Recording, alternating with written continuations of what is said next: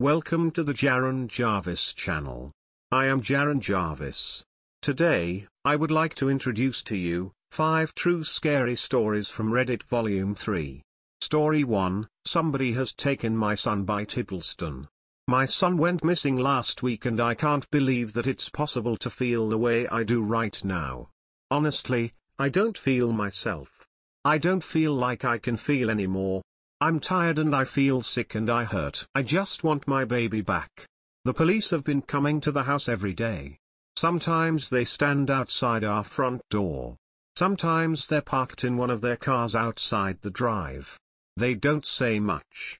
They look like statues. Standing, sitting, walking around the house, they say very little and they show very little. I don't know how I feel about that. My husband has been crying. Every day I come upon him sniffing, clearing his throat and then reaching to me, wrapping his arms around me and telling me he's fine and that we'll find him. He acts tough, pretending he hasn't been crying, and I know it's all for me. It's wrong and I cry in his arms. I cry for the longing of my child. I cry because I miss his soft warm skin against me. I cry because I keep smelling him, only he's not here for me to touch and burrow my face into his brown locks. And I cry for my husband, my loving husband, who's just as broken as I am but won't let me see his shattered pieces lying on the ground. He clutches them in his hands, raw and cut and bleeding. I cry harder. The police knocked on the door today. Detective McMullen and Officer Nichols don't smile or greet me warmly when I open the door. They act neutral when they ask if they can come in. I suppose that's what they do in cases like this. They walk past me, straight for the back room without me saying a word. It is where any of them go when they have come into the house. The back room is my room, well ours, for that sense of calm when we need it. It was my husband's idea to make the room the way he did. There is no TV in the back room. No phones used. There is a CD player and we only have certain music played. The walls are sunshine yellow with the back wall a sky blue. Paintings of beaches and mountains, and the 3 of us. I don't stare at the picture for more than a second because I know I'll lose it. I feel my legs go like jelly and I steady myself against the door frame. I close my eyes and breathe. The back room doesn't feel like the sanctuary room anymore, not this past week anyway. I haven't frequented it at all, save for when we have had the police come into the house. It's no longer the place I want to go at all. I open my eyes when I feel like I'm not going to fall down and meet the eyes of Detective McMullen and Officer Nichols. "Are you okay, Mrs. Walker? Do you need to sit down?" Detective McMullen shows a trace of concern. "I'm fine." I sit on the small chair left to the room. McMullen and Nichols have sat themselves down on the grey couch at the back end of the room. My chair is next to them almost, but they've had to adjust their seating positions to face me. "We understand this is a difficult time, Mrs. Walker, but if we could, I interrupt Detective McMullen. Have you found anything?" Nichols answers my question. "We are still waiting on CCTV footage back from 3 of the establishments on Blossom Tree Avenue and we are still collecting statements at present." And on to that, Detective McMullen said, "We just want to go over the day at the park again, Mrs. Walker." I nod. "Well, it's like I told you." Dylan didn't even know. I stopped myself. Dylan doesn't know what a park is yet. But it's where I like to take him if I am ever having to do errands around that way. There's a spot we like to sit at. I enjoy watching the children play, the mothers and fathers spending time with their children, watching their innocence. I know I'll be to do that soon with Dylan. He seems to like it. Never makes a fuss with me. It's our place. "And what happened on that day?" Detective McMullen asked. I glanced at Officer Nichols, who was writing stuff down and glancing between notes. "It went like every other time we have been there. Dylan had a feed and we watched the children for a bit. I had just put him back in his pram when I saw a child fall from one of the slides. My lips started to tremble and my eyes teared up. I turned my back for no more than 2 minutes. I was crying hard at this point and my voice broke as I answered their questions. I wiped my nose against my sleeve, snotty and now tear-stained. I continued on. When I went back to Dylan, he wasn't there. I looked at them both, pleading with them. How could he have not been there? I don't understand. He should have been there. We have tried to locate the child and her parents and we haven't had anybody come forward yet, said Nichols, who had stopped writing. But like we said, we are still waiting on CCTV footage and we are still obtaining multiple statements. Somebody knows, I whispered. Somebody knows something and somebody has my baby. McMullen and Nichols both stand up. Somebody does, Mrs. Walker. Officer Nichols pops his pencil into his top pocket. And we will find them, don't worry. He nods and walks out of the room. I stand and thank McMullen, who says he will be in touch, and lets himself out. I sink to the floor as soon as I hear the door shut and sob uncontrollably. My head hurts today. I feel sick again, and every time I focus on something, my head hurts even more. I see stars and little black dots. A migraine. I push myself out of bed, dragging my feet against the bedroom floor like a zombie. The floorboards squeak underneath my weight. Seb snores quietly, one leg outside the duvet, his long curly hair a mess around his face. Dylan got his hair from his father. A good thing really, because his hair is lovely. I took a gulpful of water from the tap and then another and another, not realizing how thirsty I was. I wiped my mouth and stared at my reflection in the bathroom cabinet mirror. I looked back at a person I didn't recognize. My head pounded and I squeezed my eyes shut. When I opened them, the pounding had subsided slightly, but the mirror went out of focus and I watched colorful patterns dance in front of me. Feeling sick, I opened the cupboard and pushed aside the bottles until I found the aspirin. I took two, with an even greater amount of water, and trudged my way back into bed. Seb had moved his position now, and when I got under the duvet and turned his way, he was awake and looking at me. He didn't say anything, and nor did I. Instead, I moved closer to him, burrowing myself into his chest, and we cried together. I woke up hours later. Way gone was the morning, and it was getting pretty late into the afternoon. Seb wasn't in the bed, but I heard the shower running. I walked out of the bedroom, ready to make my way downstairs, and found myself in Dylan's room. He hadn't officially started staying in his room yet. He still slept in a cot at the bottom of our bed. His room was ready for him, his toys and clothes and other things, and had been for some time. I just didn't want him away from me. We had been speaking about moving him before he had. I looked around his room and smelt the still fresh smell of paint and that brand new. His room was lovely. I was proud of it. A light green color with a brown border along the walls. You could see all the smiling teddy bears on the wall, and I smiled slightly. My eyes moved over everything and stopped when they landed on something hanging over his cot. It was his blanket. Soft and fluffy white with blue and pink circles. I picked it up and lifted it to my nose. It smelt like him and I inhaled. It wasn't the one he had with him at the park. The police wouldn't let me have it back. They didn't let me have anything back. This blanket was his other one. Not his favorite, but he loved it too. They left it. Seb had come behind me and I turned to face him. He was completely naked, water dripping off his hair onto the floor. Don't they know babies need blankets?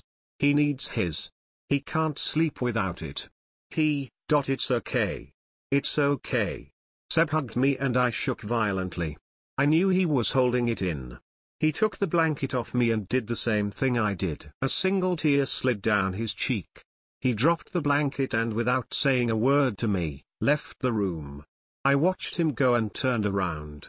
What happened next nearly buckled me and I gasped in horror and clutched the edges of the cot until my knuckles went white. I saw blood and I saw his blanket. Not now was it draped over his cot. It was in his cot, scrunched over something wet and red, and blood. I was bleeding. I sniffed and immediately swallowed blood. A nosebleed. Something I hadn't experienced in well over a year.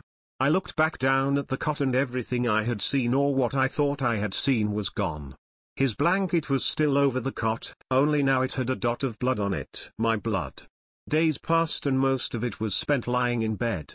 When I slept I was plagued with nightmares, and when I was awake I could only cry and try and fight the headache that was consuming me. Seb came and went. He looked as bad as I did, but he was able to get out of bed better than me, it seemed. He came and sat beside me. I went to the station today. I wanted to know what was happening. And I sat up eagerly. What did they say? Detective McMullen wasn't there. They said he'd pop by later this evening to see us. Maybe they found something, I whispered. He met my eyes, maybe. I finally pulled myself out of bed at 5 o'clock. I turned the shower on and felt pleasure as the heat hit my back. My headache was subsiding, and for the first time in over a week I felt anything but zombie-like. I was scared and excited and hopeful and everything else that was possible for one person to feel. I wanted to know where my baby was. I wanted him home. His daddy wanted him home. I missed him. I needed him so badly. I hoped and I prayed as I washed my hair that he would come back to me. When I got downstairs, Seb came from out the back room. He gave me a strange look and I held his arm in concern. "What's wrong?" I asked, worried and somewhat alarmed. "Nothing." He shook his head. "Just thinking." "I'm sorry. Why don't you make us a drink? Detective McMullen will be here soon." I gave him another concerned look before making my way into the kitchen. I welcomed a hot drink. I welcomed food. Neither of us had eaten properly in over a week and we both needed it. I just hadn't found myself able to hold anything down. I think Seb had been feeling the same way. I glanced at the sink and realized there was a sink full of cutlery to be washed. I filled the kettle up and switched it on and turned the tap on. I didn't understand how Dylan was taken from me. I didn't understand how they got him so quickly. I had my back turned for 2 minutes. Why hadn't anybody seen anything? Where was the little girl? Why hadn't her mother come forward? She thanked me. I remembered her rushing over. My head began to hurt and I swallowed nausea down. Why was statements taking so long? Why were they taking so long? "What have you done, Samantha?" I jumped at the voice behind me and turned to see Seb standing in the doorway. "What do you mean?" Seb just stared at me. I watched a whole range of emotions dance across his face. Anger. Disappointment. Sadness. Worry. "What's wrong?" Seb, talk to me. "What is it?" I whined the last part. I was scared. He held up his hands, both clutching bottles. "These are empty, Samantha." I. My head really started to hurt. "Where are they?" He threw the bottles at me and I screamed. "Where are they?" He shouted, pleaded at me. I didn't know. I couldn't think. He came towards me and grabbed my shoulders hard. "You are hurting me," I cried. I looked up at him trembling and my vision blurred. "Seb, I don't feel good." "What have you done?" he cried. He shook me violently. I felt my body bang against the kitchen counter and I grimaced. "I don't know what you mean," I wailed. He was crying, shaking, and he looked at me with fear. "Samantha, where are your pills? What did you do with them?" "I threw them out." "Okay," I screamed at him. "I threw those stupid pills away." "Ha, there, I said it. Stupid things. They were making me worse, Seb. You know what I was like with them. I was nothing. I felt nothing. I was dead. I was dead. I was dead. I was dead. I was dead." I sang it in a screaming sing-song voice and laughed angrily at him. He grabbed me again, harder. He looked at me intently, really looked at me, and I looked away finally, uncomfortable, edgy and feeling paranoid. "Samantha, where is Dylan? What have you done?" A loud knock came at the door at that moment and we both looked towards it. My hand reached out from the sink full of water behind my back. Story 2, Lights, by Bowling for Wemos. Alright, so first off I should warn you that I have no explanation, no neat and tidy ending, and no rationalization for what I'm about to tell you, but I wanted to share it all the same because frankly I don't know what to do. If you're looking for a nice narrative arc, this definitely isn't for you. Anyway, here we go. I grew up in Minnesota, in a suburb of the Twin Cities specifically, and I loved it there. Unfortunately for me, my family moved to Eastern Ohio when I was 16, and I had to leave behind my friends, relatives, and favorite stomping grounds. This meant that when it was time for me to apply for colleges the next year, I was still desperate to get back to Minnesota at all costs. I ended up getting accepted to a university in southern Minnesota, about 2 hours away from where I grew up, and though it would be expensive as I was now technically an out-of-state student, I immediately decided that this was where I was going to spend my college years. Now I'm not going to be naming this university as I don't want to get in trouble for any bad publicity this post may give them. Anyway, long story short, my first semester there started uneventfully. I attended most of my classes, slept through my 7:30 a.m. econ class, and relied mostly on my old friendships in the Twin Cities rather than striving to make new friendships. By the time Thanksgiving break rolled around, my college experience was running rather smoothly. Now, I should probably explain my living situation at the college. I lived in a dorm hall of fairly classic design, basically a big square with a courtyard in the middle, that housed both boys and girls. Girls had the bottom 2 floors, boys the top 2. I was on the 4th floor, at the very top. The quad had student kitchens on the west/south corner of every floor.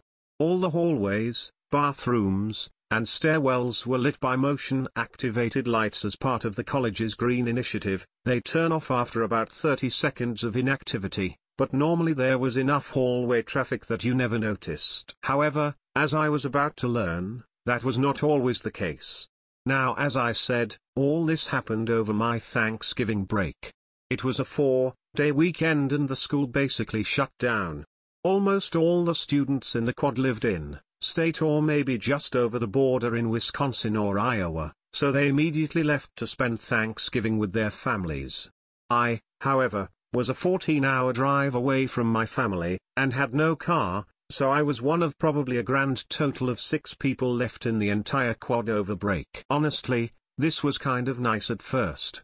No more booming hip-hop at 11:30 at night, no more fighting over who could use the student kitchens for studying and cooking, no more awkward communal showering. It honestly felt like I had the whole place to myself. That was when the lights started acting strange. It was Wednesday night, break had just started, and I had just gotten into bed, set my alarm, and was trying to fall asleep, when I heard a sound in the unusually quiet dorm halls. Click, click, click, click. It happened about once every 3 seconds, and seemed to be getting closer and farther away. It almost sounded like a loud, slow clock ticking. Now, as it happens, I can fall asleep in a brightly lit room, I can fall asleep on a plane or in a car, I can even fall asleep on a lawn chair on a summer day. But if there's even a little bit of uneven noise, people talking, floors creaking, clocks ticking, I can't sleep. So I knew I could either lay in bed in frustration or go out there and find whatever was making the sound and quiet it down somehow. So I got out of bed and opened my dorm room door.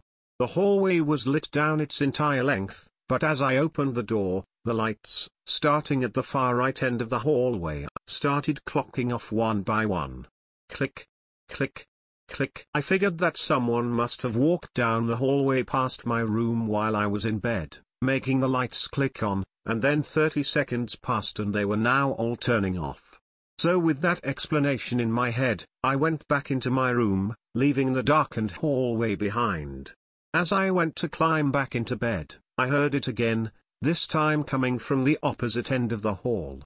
Click, click, click. Whoever walked down the hall must be coming back, I figured, still not too concerned. The clicking grew closer and I expected it pass, but it didn't. It suddenly just stopped outside my door. I froze halfway up my bunk ladder, listening. This was definitely getting a little weird. That was when I realized something that made my hair stand up. No footsteps accompanied the sounds of the lights clicking on and off. I quietly tiptoed to my dorm room's peephole and peered through it out into the hall. All the lights were off except for the one directly in front of my door. My brain still tried to rationalize it, maybe it's because I was just out there. But that didn't change the fact that I'd heard that light click on after I was already back in my room. At this point I wasn't yet panicking, I was just mildly creeped out in that hey, this will be a good story to tell my friends next time I see them sort of way. Then I opened my door. Click click click click click. Starting from the light above my door, all the lights in the hallway to the right of me turned on in rapid succession, as though someone was sprinting away at full tilt. I just stood there for a second, my heart beating out of my chest from the world's quietest jump scare. I quickly stepped back into my room and closed the door, now thoroughly creeped out but still hanging on to the hope this all just a weird electrical bug. I turned my laptop on, set it to a white noise YouTube video, and did my best to fall asleep. The next morning I woke up and felt much less concerned about the whole ordeal with the lights the night before. Of course it was just an electrical fluke, a weird but explainable occurrence and nothing more. Still a good story to tell me friends once the weekend was over. Plus, hey, it was Thanksgiving and I had bought a small chicken, a turkey wouldn't fit in the dorm fridge, to cook for myself that evening. So I sat around studying and watching YouTube videos, and playing my roommate's Xbox since he was gone, until it was time to make dinner. I was sitting in the student kitchen waiting for my chicken to cook and watching How I Met Your Mother, back when that gem was still on Netflix and that last awful season hadn't yet aired, when the next event occurred. Now the way the kitchen is designed is that it sits at the 90-degree intersection of the two hallways, with one side opening to the west hall, and one opening to the south hall. Neither side has doors on it, just an open archway leading into the dorm corridors. So if you're sitting in the center of the kitchen, you can see both hallways simultaneously in your peripheral. Now currently, as I was the only one there, and there was no one in the hallways, both hallways were dark. I suddenly got that uncomfortable feeling that someone was watching me from the left hallway. Have you ever had that feeling when there's an open or dark space just in the corner of your peripheral vision that there's something there but you desperately don't want to turn your head to see it? That was how I felt, so without turning my head I rolled my eyes as far as I could to the left. I still couldn't quite see the hallway clearly, but it looked empty. That didn't change my feeling that there was someone watching me from that corner of the hall. So, against all my better instincts, I turned my head and looked square at the hallway to my left. Click click click click click. Once again, in rapid succession all the lights turned on, heading away from the kitchen. Now I was truly freaking out. I'd been in the kitchen for almost an hour, and those lights had never been on since I got there. That meant that if there was some weird invisible thing watching me, it had been there, unmoving, the entire time I had been there. In that moment, I decided to hell with the chicken, I was getting out of that kitchen. The problem was, those lights had headed down the hallway that my room was in and there was no way I was about to follow them. So I made the split-second decision to head down the opposite hall, take the stairs down to ground level, and head outside to go for a walk. But as it turned out, that wasn't going to possible. From the hallway I was about to head down, I heard it, and saw it. Click click click click. The lights were coming towards me. Fast. Whatever had been watching me hadn't run away. It had run clear around the entire quad and was coming back towards me down the opposite hall. In that instant I had no idea what to do. There's no way I could outrun it, I was frozen with fear. Suddenly the lights stopped. One light still remained inactivated between the kitchen and whatever was running at me, like it had just stopped and was looking at me. Suddenly all the lights turned off. Not just the hall lights, but everything, all of it, like the power had just gone out. It was pitch black in the kitchen. Even the heating had shut off, so it was dead silent, and the only light source was the faint glow of the street lights in the distance outside the kitchen window. Sadly they offered no appreciable amount of light inside the kitchen. Maybe that was for the best in the end, because I was not prepared for what happened next. I heard something coming from just inside the hall. It was a low, so quiet, it almost wasn't there, raspy breathing. It was unnaturally slow and trembling, like the deep rage-filled breaths someone takes to steady themselves so they don't scream in anger. I just stood perfectly still, hoping that since I couldn't it in the dark, it couldn't see me. The breathing got closer. It sounded like it was about 3 feet from me. I silently shuffled backwards towards my hall, knowing that if I could somehow make it back to my dorm I could lock the door and at least feel somewhat safer. It seemed like each step I took backwards, the breathing got slightly closer, like it was stalking after me. The breathing got louder, too, like it was getting ready to scream, or strike, or something. I ran. I bolted down the hallway and made it to my dorm room door, but then realized I would have to stop and unlock it, so I just kept running till I got to the stairwell. I half ran, half fell down the stairs till I made it to the first floor and ran out into the cold November air. I looked up at the quad, dark against the night sky. It was entirely pitch black except for one light, the one in my room. I called one of my friends who lived up in the Twin Cities and told him the power had gone out and I needed a ride, and asked if I could stay with him for the weekend. He was understanding and picked me up 2 hours later. I made a point of telling him the power outage had locked me out of the dorm so I wouldn't have to go back in there to get my clothes. I ended up finishing the semester after break, but left the very first day of Christmas break, and transferred out of that school and into one in Ohio for spring semester. I slowly got over the events that had transpired there and put them out of my mind, until last night. Last night, I was trying to get to sleep when I heard a faint, raspy breathing coming from outside my apartment bedroom window. I looked and saw a small patch of condensation appearing and evaporating with each rage-filled breath. I don't know how it found me, or what I'm going to do. I also don't know how long it sat there, crouched outside and peering through the bedroom window of my third-floor apartment, 30 feet off the ground. Story 3, The Moving Bed During Sleep Paralysis That Lead Me to Get Myself Haunted. By Got a Guyvatar Chance. So I used to wake up paralyzed to my bed moving during my middle school years. I would tell my parents and they would just tell me it was my imagination. So one night, I think of a way to prove it to them. I placed toys by every wheel of the bed before I go to sleep so I can show a change in the bed's position. Thinking I was such a genius that night, I go to sleep waiting to catch evidence of my tormenting prey so I may expose it. That night, I go to sleep, waking up paralyzed as expected, and feel the bed begin to move. I think to myself, I got you now, motherfucker, at least until it speeds up, until the point where it hits the wall with such force that I feel the entire room tremble. It was at this moment that I focus on my fingertips to regain control of my body. The bed reverses and heads towards my TV stand that stood to about the height of my ceiling. When it hit my TV stand, I rolled off my bed right before the whole thing fell on my bed. I ran to my living room and slept there the rest of the night, telling myself that it was all a bad dream.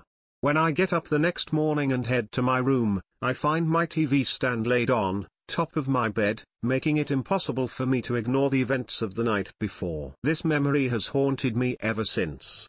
Had more experiences since then, but thankfully have been able to keep the experiences at bay since my teen years. I type this today, because I asked my parents if they remembered me asking them about my bed moving. The fact that they remembered it to the fact that I had to put my TV stand back up that day, has put it back in my mind all over again. A few years later into my teen years, I hear that my cousin has been tossed off another cousin's bed while leaving claw marks on my other cousin's sheets with a giant clawed hand, print left on her sheets bigger than any one hand in he household. Because of this, I head to her house and take photos, while asking whatever caused the event to follow me instead, all while taking pictures with my iTouch at the time. In 3 of the dozens of pictures I take, 2 shadow figures appear in my photos.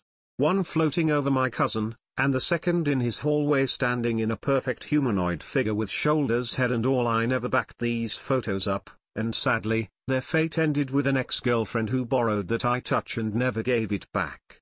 This leads me to experiencing the 3 most annoying years of my life. I experienced my door open, and slammed shut over and over again while I would hang out in my room. My sister's dog would stand at the door of my room at times and bark into my room all the time into it while no one was inside. One day he was hanging out in the room with him sitting on the armrest of my couch. The motherfucker started barking intently at the door while we both sat inside the room watching the TV hanging on a mount towards the door's direction. I look over to the door while my goosebumps are on full rage, and see a shadow figure standing to the height of the door frame, with the face of the demon statue from the Exorcist movie. I quickly go down to my phone and turn on the camera app to grab some evidence of the event, only to see it gone when I go back up to take the photo. At the same time I hear my sister's poodle relax and stop barking at it. Story 3, My Niece Amy, by Creepypasta101.org. My sister and I were never close, probably because of the fact that we were raised in different households. Let me explain. My sister was born 4 years before me, from my mother's first husband.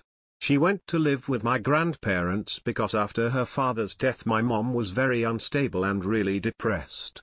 I on the other hand was a produce of my mom's second marriage.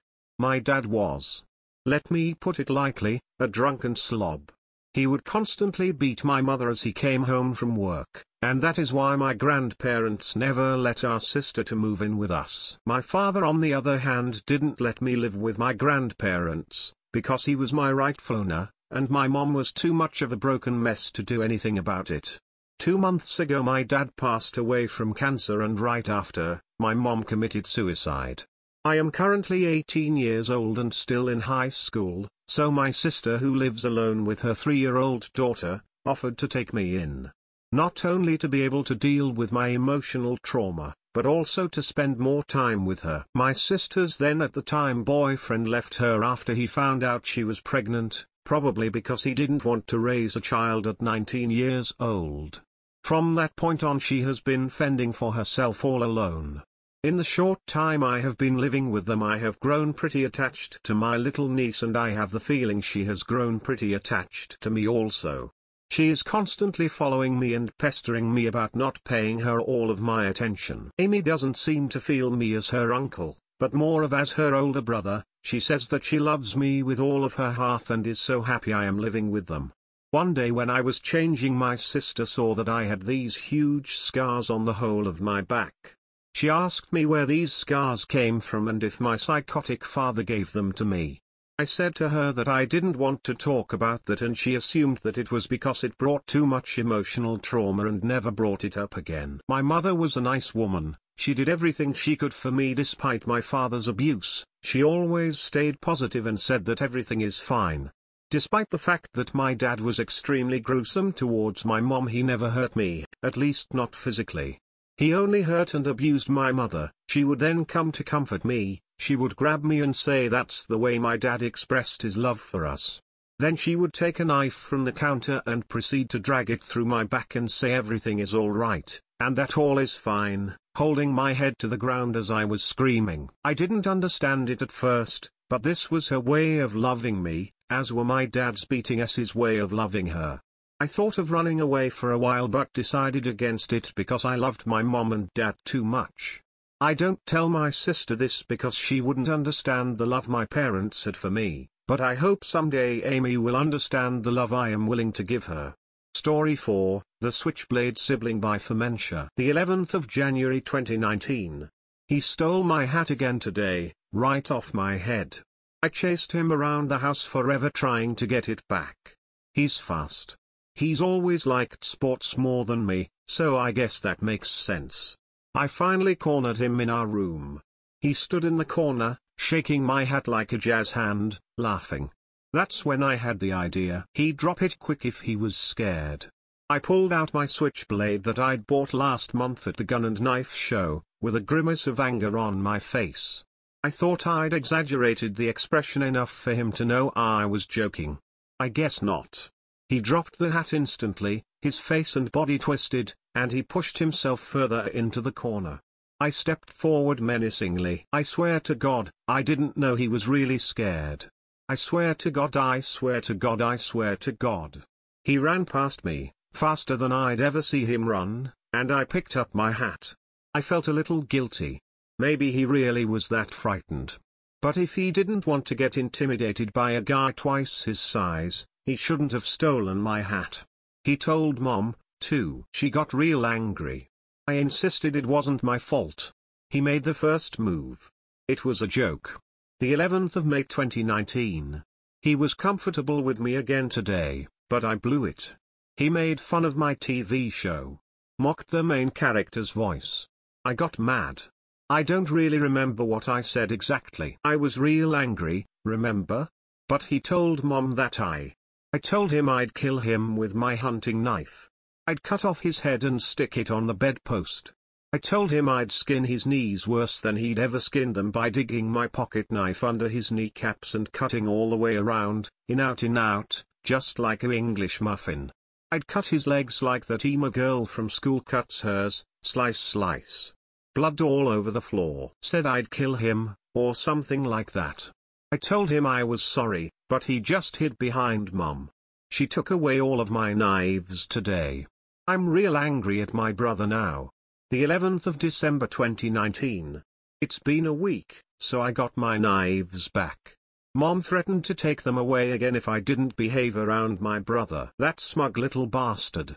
He refuses to sleep in our room now, on the top bunk, like usual. He's too scared or something. What a pussy. I said I was joking. I polished all my knives. Mom put them in the shed. It's super damp out there. She's lucky they didn't get rusted, or I'd be real angry, I swear to God. Oh, before I stop writing, I have to mention my weird dream from the other night. I dreamt that I was in a room full of knives, just knives, all over the walls. Machetes, switchblades, butterflies, you name it, it was there. I started playing with some of the nicer ones, and then I woke up laying next to where my knives are usually. Weird. I guess I was having withdrawals. Glad they're back now. End of subject's diary. Excerpt from interview with psychologist below. Psychologist, tell me about the day the police arrested you. Subject, come on. You already know everything about it, right? They showed you the file. I just want to hear your side of it. Maybe there's something we're missing here. Yeah, that's right. You guys seem to miss everything I say. I didn't mean to do it. What did you do? He was whining again, about serving sizes or something. I didn't do anything, I just gave him my shut up sit down look. Then the subject squirms for a few seconds, then hunches over with his head between his hands. I cut off his head. Stabbed my knife into his throat, slice, back and forth. He was still whining. I had to make it stop. His head came off, but he was still whining. I swear to God, he was still whining. I stabbed him in the stomach, and then in his eyes, and then I stabbed his chest. I ripped him open and cut open his lungs. Blood all over the floor, a big pool of red, spreading. I kept going. He was still whining and it was making me real angry. The subject sits up straight again. I swear to God, I didn't do anything. I don't know what happened. Can I have my knives back? Story 5, I was a dog walker for WAG. By dog_walker 1234. Up until a couple weeks ago, I was completely happy with WAG. To be honest, it felt like a dream job. Get paid to exercise and play with dogs. In my first few weeks I got instantly hooked, which wasn't that hard considering that I got to meet so many cute little pups and managed to drop a few pounds just from walking around my neighborhood. When I initially told my parents that I was doing it to make a little money, they were hesitant. My mother especially, who was sure that some murderer would try to lure me in with a cute dog and bash my head open. I scoffed at her fear, telling her that she had been watching too many episodes of Special Victims Unit, which wasn't completely ungrounded as she was basically too paranoid to leave her own front door. However, maybe I should have listened to her. Before I really start in with the story, I have to admit that I am relatively broke. Finishing up an AmeriCorps year that left me with no money to claim other than that which was rapidly slipping out of my debit card, I needed a quick easy solution to my financial issues. And after doing a little research, WAG seemed like it would be a lot easier than driving for Uber or nannying some spoiled suburban kids. So, as soon as I got the app, I was off to the races, picking up as many walks as I feasibly could, and watching my bank account fill up in the process. Honestly, it was a crack-like rush, watching my account spin into movement again, filling up like a river after a monsoon. As I became hungrier and hungrier for walks, I began to care less and less about who I was walking, what kind of breed it was, or where I would have to go to walk them. All I wanted was the money. So, this past Friday, I took a job around 9 p.m. It wasn't a huge deal. I didn't know the neighborhood very well, but it was close to where one of my friends was house sitting, so I was going to pop over there quickly, get a walk in, and then meet her for a drink. Initially, I even told her that she could tag along if she wanted to, as it would be a lot more fun to have company on these sorts of things, and come on, who doesn't love walking cute puppies. But as soon as I got to the address, I called her and told her to wait it out for me. That's not completely true. I told her jokingly, if you don't hear from me in a half hour, please tell the police that I'm dead. If you've never used one of these dog walking apps before, after you accept a job, they only give you a few details about the app. They'll often have a picture and an indication of what breed it is, in this case a Siberian Husky named Charlie, and the address of the place you are going. In another tab, there is more pertinent information, such as where to park, how to access the door, what the code for the lockbox is, etc. Right off the bat, things about this walk didn't add up. While I was driving over, I got an automated text from the app saying this is a first-time WAG walk user. Please make sure to show them a great time so that they will want to have you as their preferred walker. This, I used, to rationalize some of the lack of information the app had given me. While the listed address mentioned an apartment number, the Google Maps address took me to an old, and seemingly abandoned, auto repair shop. Dusk had begun to drip into night as I stood on the sidewalk outside the place, the driveway littered with cars in need of repairs, and stared up at the burnt-out fluorescent sign. This can't be right, I kept telling myself as I walked up to the door and tried to open it. It didn't budge, and I began to look around for a lockbox that housed a key or any instructions for a walker. Instead of anything helpful, I found what you would expect to find in such a location. The carport was littered with various tools and wrenches, cans of nails, and stacks of expired license plates. On the workbench, there was a can of motor oil that had toppled over and dripped meagerly onto the floor. In the dark haze of my cell phone's flashlight, everything seemed to glow with dust and spider webs. At this point you may see why I told my friend to stay behind. It was becoming increasingly more apparent that I was in the wrong location, and had no idea where the right spot was. I kept flicking back to the app and reading the spotty instructions, trying to get a sense of where I needed to go. I walked across the street to a small complex of low-income apartments, but none of them matched up with the 224 I was looking for. And when I asked about it, some of the Mexican men who were listening to a radio in the hallway laughed at me. At this point, I was running out of options, and felt as though I needed to get in contact with the owner. And up to this point, I really didn't actually suspect anything was up. I just thought that, just like the app had texted me earlier, this was a first-time user and they didn't know what the fuck they were doing. Maybe they had fat fingers and typed in the wrong address or forgot to put out the lockbox. Still, as I peered into the windows of the auto body shop and into the dark office, there was no sign of a dog anywhere. And a husky isn't exactly a dog that is easy to hide. So, at the end of my rope, I switched into the contact mode of the app and gave the owner a call. Before it even had time to dial, my heart had sunk. After a moment that felt like a lifetime, I heard the automated beep of disconnection and a cold automated voice chimed out, "We're sorry to tell you that the number you have dialed has no number attached to it. Please make sure that you have the right number and dial again." In that moment, all the thoughts in my head about this creepy auto body shop being the perfect place for a slasher film seemed a lot less funny to me. I slowly backed away from the door and out of the carport, scanning around for any signs of life, malicious or not. As I backed into the maze of broke-down cars scattering the driveway, I noticed a tiny road to the right of the carport.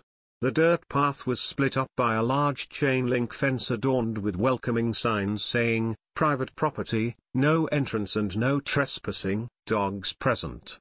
While these did nothing to brighten my morale, There was one thing I noticed that did pique my interest. Wrapping together the two ends of the chain link fence was a rusty old chain, which was affixed with a padlock.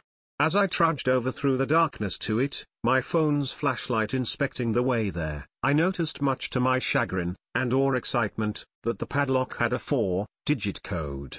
In the notes for the walk, there was also a 4-digit lock combo.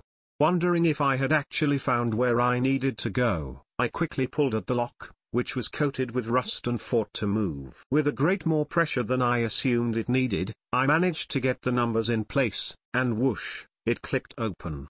I stared dumbfounded into the blackness at the end of my flashlight beam, wondering what the hell lurked in the junkyard that stood beyond the gate. I could make the silhouettes of several other cars back there, their tops rising from the hazy blue darkness like gravestones from a graveyard fog. I let the chain slip through my fingers for just a second before mashing the coil back together and locking it in place. As much as my ambition was to be murdered in a cinematic way, the odd thrill of self-destruction could go no further. In a moment of clarity, the likes of which is never seen in horror films, I rushed back to the car, sat inside and dialed the WAG support hotline. As the waiting music played, I thought about what I was going to tell them. That some murderer had lured me into his auto body shop and got cold feet about doing it. That I was lucky to be alive and not even remotely dismembered. As the obnoxious music lilted into the car, I couldn't come up with anything that was tangibly that strange. I was the one who had put the idea of the horror movie script in my head. Everything that I deemed as being terrifying was merely circumstantial. Even the lock, which had opened, was opened by one of the easiest and obvious codes that you could program into it. And to boot, it might have just cracked under the pressure of its own rust. I kept trying to tell myself it was all a mistake, and managed to make that my story when the automated voice told me to leave a message for the help support staff to contact me about later. I said that I had been given the wrong information and that I couldn't complete the walk. I apologized and said that I thought the new customer had put down the wrong address and managed to not mention how creeped out I was. Finally, my voice finished rattling off facts, and I sat in the silence of the car, leaving the key in the ignition and breathing slowly. I texted my friend to tell her that I would be there soon and that I had a story to tell her. Part of me wanted to leave her in suspense, tell her the same story I told you. After a few minutes of sitting in the car, I began to get the strange feeling that I should give the place one last run through. After all, it would be just like me to just scan right over the thing I was looking for because I had made such a big fuss about something else. After taking out the scariness from the place, I should be able to inspect it with a clear head. I rolled the car in off from the curb and parked it in the driveway, and got back out into the parking lot one last time. As I waded by the other parked cars, I felt an odd sense of purpose, determination to solve the mystery and get down to the bottom of what was going on. I slipped into the carport, just like before, and found it, just like before, devoid of anything that could help me. It was just the same nails, and license plates, bottles of motor oil dripping sadly. And that was it. I threw my hands up, trudged back to the car, and got ready to go. I texted my friend to tell her I'd be there in 10 and began finding a song of my phone to listen to while I drove. As I did so, my high beams shone through the back of the carport, past the car being worked on, and through the chain link fence, the light bouncing deep into the junkyard. And as I finally found what I wanted to listen to, and glanced up to check my mirrors, I saw something appear from the light in the junkyard. A little, gaunt old man, shuffled into the light. He lifted a hand to wave me down, and out of some odd shock in my body, I turned engine off and pulled the key from the ignition. As I told this to my friend later, she became incredibly agitated here, wondering how the fuck I could have been so stupid, getting out of the car and meeting him. And just like how I told her, I have to tell you, there was a chain link fence between us, and he was really skinny, like a rail, someone I could push down and he would turn to dust. He smiled a big toothless smile as he saw me get out and come towards him. His voice was like turned molasses, a slow drawl with a sharp twang at the end of it. He was a product of true Texas, I would exclaim later. "What can I do for you, son?" he asked me plainly, his voice inquisitive but reassuring. I said, not expecting the conversation to begin so civil. I was supposed to be walking a dog here. But I think I was given the wrong address. My voice sounded shaky and unsure of itself, as if it was someone else picking the words out of my throat and trying to toss them into being. What kind of dog was it? He asked calmly, his big blue eyes twinkling in the light of the moon. I think it was a husky, I said, slightly more confidently, my hand wrapped tight around my phone in my pocket. Huh, he said, taking a long second to stare up at the sky, which I had completely forgotten to notice. At this point all of the stars had come out, and the big full moon hung dumbly over the tree line. He kept his hands folded behind his back, and said chippily, well, I don't know of any dogs like that around here, but I got some chickens you could walk if you wanted to. There was something about that line that stuck with me. It was just beyond the limits of what I had expected to hear. I can't really name the sensation or begin to speak to it, but have you ever had one of those moments where someone says something that sounds like it's a line in a movie script? It's just written so poorly, or with such an odd intent, that you know it's a piece of fiction. There's no way an actual human being could say that to you. That's how I felt about this.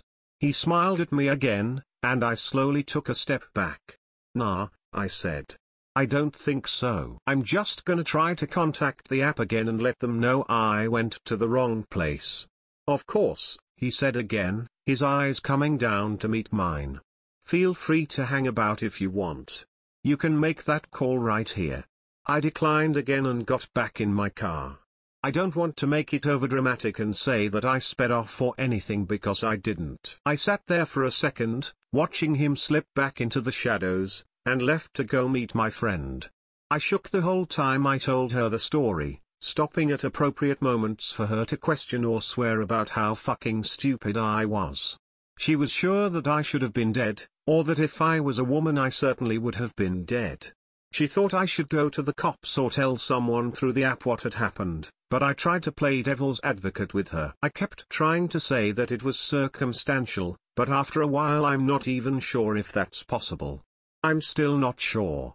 We initially ended that conversation with me waiting to see if I would get paid for the walk.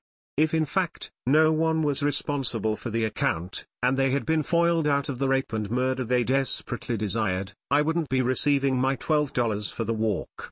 However, on the following Friday the money appeared in my account, along with everything from the other walks. And, weirdest of all, WAG never got back to me. My account just stayed in their mailbox, as a problem that would never be solved. After that I don't walk as much anymore. Certainly, never after dark, and only with dogs that I knew before. A lot of the time I leave the app open, waiting to see if another walk from Charlie ever shows up. I'm not saying I'd go if it did, but I'm not saying it either.